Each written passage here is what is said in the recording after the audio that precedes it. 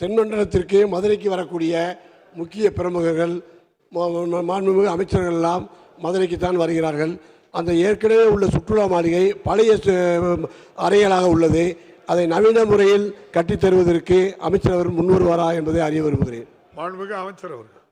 மாண்புமிகு பேரவைத்தலைவர்களே, நம்முடைய மதுரை மாவட்டத்தினுடைய ஒரு முன்னணி தலைவராக இருக்கிற நம்முடைய சட்டமன்ற தளபதி வைக்கிற கோரிக்கை என்பது அது தேவையான கோரிக்கை தான்.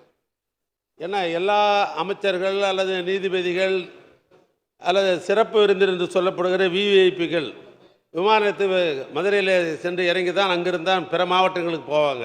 அது தேனியாக இருந்தாலும் திண்டுக்கல்லாக இருந்தாலும் விருதுநகராக இருந்தாலும். ஏற்கனவே இந்த அரசு பொறுப்பேற்ற உடனே ஏற்கனவே இருந்த அந்த சுற்றுலா மாளிகையை புனரமைக்கப்பட வேண்டும் என்ற அடிப்படையில் நிதித்துறையின் மூலமாக பணம் பெற்று ஏற்கனவே புனரமைத்திருக்கிறோம். ஆனாலும் அது போதவில்லை என்பது தொடர்ந்து நம்முடைய தளபதி அவர்களுடைய சரி அந்த மாவட்ட மந்திரி நம்முடைய மூர்த்தி அவர்களும் தொடர்ந்து இதை வலியுறுத்தி வந்தார்கள். முதலமைச்சர் கவனத்திற்கு ஒரு மாதத்துக்கு முன்னால் நான் கொண்டு போனேன்.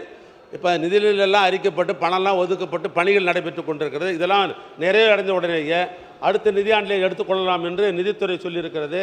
எனவே அடுத்த ஆண்டு இதை பற்றி பரிசீலிக்கலாம்.